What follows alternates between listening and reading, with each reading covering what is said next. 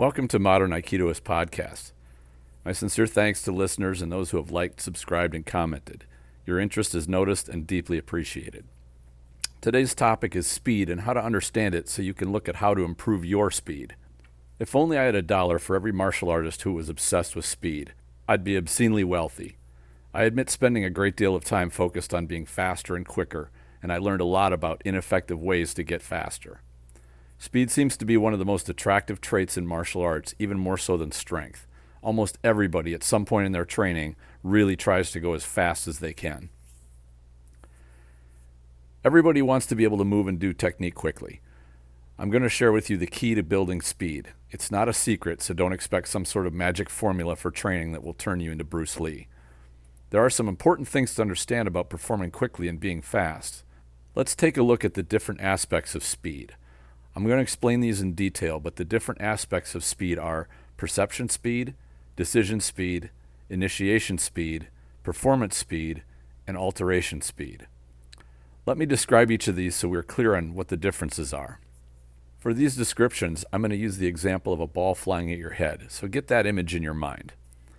First is perception speed, and that is the speed at which your brain sees the ball, identifies it, recognizes its path and trajectory, and concludes it is flying directly at your head. Now the second one, decision speed, is the speed that your brain evaluates the possible responses and makes the decision for what action you should take to keep from getting hit in the head. Do you move your head? Do you reach up and catch the ball? Or do you hold still and watch yourself get hit in the face? The third one, initiation speed, is how fast you start moving once you make the decision to solve the problem. This is the brain-body interface through your nervous system. Now we are getting close to what people normally think of when they think of what it takes to become fast. The fourth one is performance speed, or the speed of execution, and that is how fast your body can actually move once you've committed to that movement. Fast movement requires strength. You have to be at least somewhat strong to be able to move your body quickly, although it's a certain specific type of strength. Being able to squat 400 pounds doesn't translate into being able to win sprint races or high jump very well. The type of strength needed for high speed is more explosive strength. Explosive strength can give you a great vertical jump, but won't translate to a 400-pound squat either. The fifth aspect of speed is alteration speed, and that is the speed at which you can change your movement once you've already started it. You can also call this adaptation speed. When someone has a really good adaptation speed, it seems like they're always a step ahead of you, and it's nearly impossible to trick them into a bad position. I won't get too deep into that part now, but these are the 5 major aspects to speed. Someone can be strong in one or more of these aspects and be weak in others. For example, someone can have really fast hands or feet, but have trouble with their decision speed, and therefore they would appear to be slow. Others may be mentally fast, but physically slow, meaning their brain perceives and decides quickly, but when they go to initiate the motion, they move slowly. If you want to develop your speed, it's important to identify what areas you are strong in and what needs improvement. Let's start from the top, which is the mental speed aspects. There's a concept coined by Lieutenant Colonel John Byrd called the OODA loop, and that's OODA loop. There's been some controversy around the OODA loop, but I believe it has enough value and relevance to describe it here. It certainly pertains to martial arts and speed performance. The OODA loop is a way to describe how the brain goes through the process of assessment, decision, and action. The OODA loop is an acronym, and it stands for Observe, Orient, Decide, Act. Back to the ball flying at your head analogy. First, you observe the ball. Second, you orient, which is to take in the ball's direction and speed, concluding it will hit you in the head. Third, you decide about what to do about it. And fourth, hopefully, you act. This can happen in a matter of a second or less, but they do go in order. There are always ways to improve your observation, mental, and decision skills through training. One of the most innovative martial artists on the planet with this type of training is Lomanchenko. Lomanchenko is a boxer out of Russia, and he's been doing some amazing training, and the results have been showing in his fights. There are videos on YouTube showing different ways that he builds faster neural pathways, which make the OODA loop smaller and shorter. The result is that he's able to move at blinding speeds without hesitation. One way he does this is he stands in front of a poster containing a grid of 25 squares. Inside each square is a number 1 through 25 in a random order. He scans the grid and goes through in order, quickly reaching out and touching each successive number the instant he sees and recognizes it. Sometimes the numbers are in different colors, sometimes they're upside down or reversed. This exercise builds very fast hand-eye coordination as well as fast observation, recognition, and action responses. It's an entirely mental exercise which does not stress how fast he punches or any other physical trait. He has some other exercises for building speed for the mental side, so if that's something you're interested in, definitely check it out. I'll leave a link to a video in the description area. Physical speed is what most people think when they think of being fast. You can be mentally fast, but that doesn't mean the body executes quickly. The easiest thing to do when you want to train for speed is to rush your movements and try to move as fast as possible. However, doing this will actually ruin your form, and practicing bad form is a disaster from a martial arts perspective. Before I talk about the physical aspects of training speed, I want to discuss with you a great example of mental speed and good form where the physical skills are fairly slow. There's an old film of Muhammad Ali and Cus D'Amato working together. This film is mostly discussion on boxing, but at one point Ali and D'Amato take off their coats and start moving around. Ali tries to make the point that his footwork confuses opponents. He asks D'Amato, "What would you do if I did my shuffle?" And he moves around and tries to set up D'Amato with it. D'Amato spots it instantly and counters with a bent-over body punch. Even though D'Amato is far older and clearly not in fighting condition, he was able to spot the movement and respond quickly and correctly. I'll leave a link in the description section of that film too. When training for speed, always start out slowly and move correctly.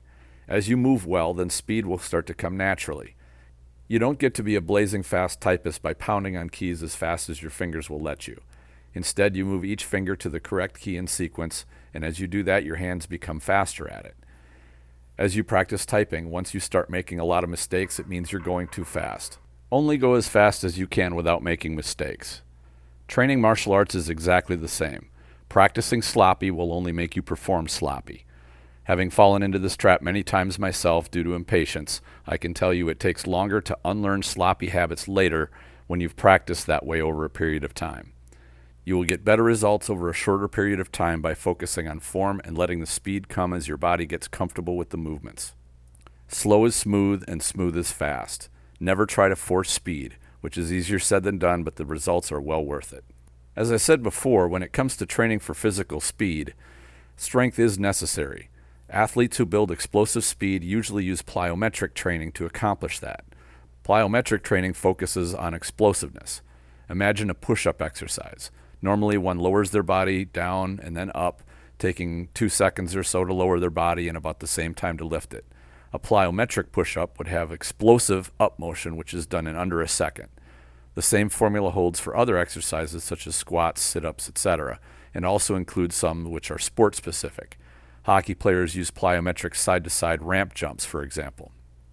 Warning: before you run out and start plyometric training to build your explosive speed, make sure you have a basic level of physical conditioning in the normal use of that exercise first.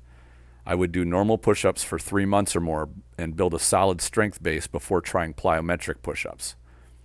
Doing explosive movement without the conditioning to handle it will likely result in injury. I strongly recommend working with a trainer who can guide you through this process.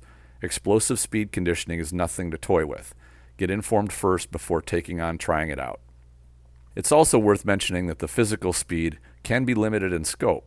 You can have fast hands but slow feet, or be slow in moving your body. Quick hands can be helpful, but that advantage is very limited if you cannot move your body very well. When it comes to strategy, be careful pursuing speed for its own sake. Speed is a temptress. When it comes to strategy, be careful pursuing speed for its own sake. Speed is a temptress. Entire arts are devoted to moving at blinding speeds, but speed is not the ultimate trait. Here are a couple of pieces of wisdom from Wyatt Earp, who's talking about gunfighting. Quote, "Fast is fine, but accuracy is everything. In a gunfight, you need to take your time in a hurry." Unquote. The second one is, "The most important lesson I learned was that the winner of a gunplay usually was the one who took his time." Unquote. Wyatt Earp was describing one kind of fighting, gunfighting, but the principle he spoke of is sound. Rushing is sloppy and makes mistakes easy, even inevitable. In real fights, one mistake can mean defeat, and I really like his statement, quote, "You need to take your time in a hurry," which is a fascinating way of putting that you need to move quickly, but only as quickly as you can move smoothly and with good form. Learn from a guy who lived it and saw the real thing up close. Good timing, positioning, and better form will beat raw speed and quickness. Speed is merely one aspect of strategy. One more aspect to training speed is training against a fast attacker. Obviously, being able to be effective against full-speed, high-intensity attacks is the ultimate goal. The best way to get there is not to jump into the deep end of the pool by telling your partner to go full tilt on you and then see how you do. If you've not trained to handle slower speed, realistic attacks, you won't do well against full speed. If you can't do it slow, you can't do it fast. Boxers, grapplers, judoka, and all types of sport martial artists train slow at first to learn the principles and correct movements. As they get better, smoother, and their form improves, then exercises are added to their training to get them used to a bit more speed and more realistic engagements.